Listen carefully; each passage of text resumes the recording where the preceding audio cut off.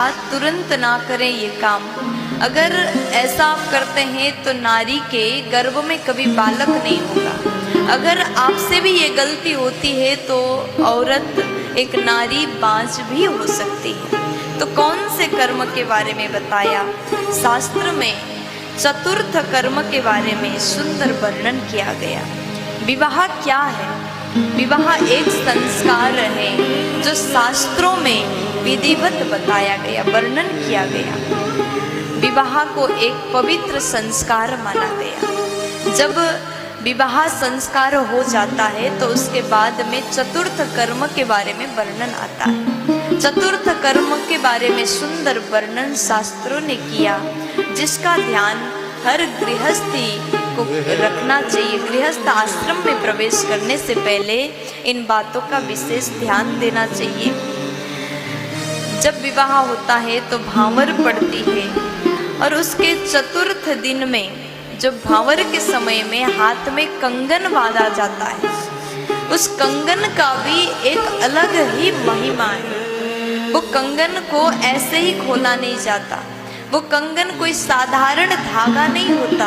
वो मंत्रों द्वारा अभिमंत्रित करके सिद्ध किया गया धागा होता है जो वर वधू के हाथों में बांधा जाता है। इसके बारे में सुंदर महिमा वर्णन किया गया। मंत्रोच्चारण द्वारा, हवन द्वारा ही उस धागे को निकाला जाता है।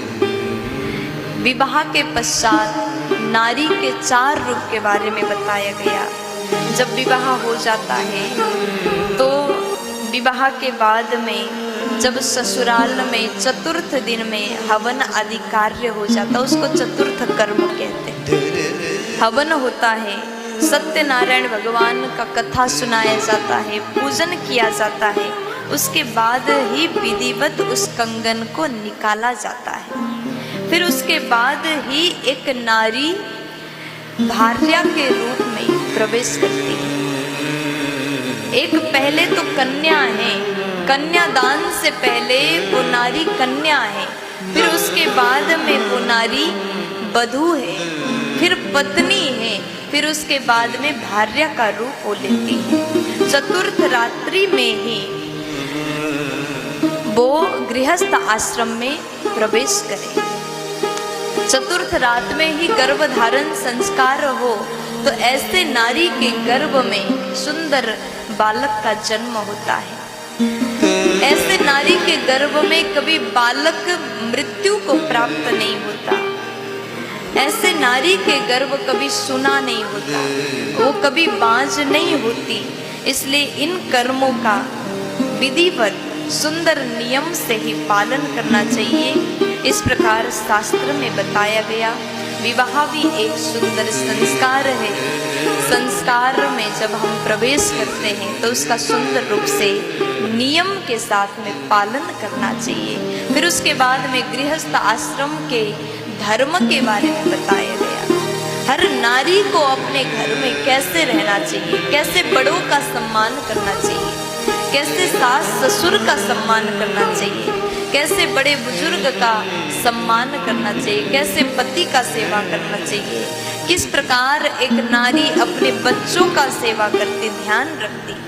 हर एक चीज यहाँ पर सुंदर रूप से वर्णन किया जाता है। नारी का धर्म है अतिथि सेवा करें, अपने से बड़ों का सम्मान करें, सेवा करें, बड़े बुजुर्ग का सेवा करें। जिस नारी अपने घर में अतिथि आने पर प्रसन्न चित्त होकर के भोजन खिलाती है, प्रसाद कराती है, ऐसे नारी के घर में कभी भी अन्नपूर्णा माता रुष्ट नहीं होती। ऐसे नारी के घर में कभी भी लक्ष्मी की कमी नहीं होती। ऐसे नारी के घर में धन धान्य की कभी कमी नहीं होती। इसलिए आप भी अगर गृहस्थ आश्रम में प्रवेश करना चाहते हैं या फिर गृहस्थ आश्रम में प्रवेश कर चुके हैं तो इन बातों का विशेष ध्यान रखिएगा। अगर आपके घर में बहन का बेटा आ जाए, बहन का बेटा, उसको क्या कहते हैं? भांजा कहते हैं। पति पत्नी है और पति के बहन का बेटा, उसको भांजा कहते हैं। पत्नी के ननंद का बेटा और पति के बहन का बेटा। भांजा अगर घर में आए तो क्रोध मत करिएगा।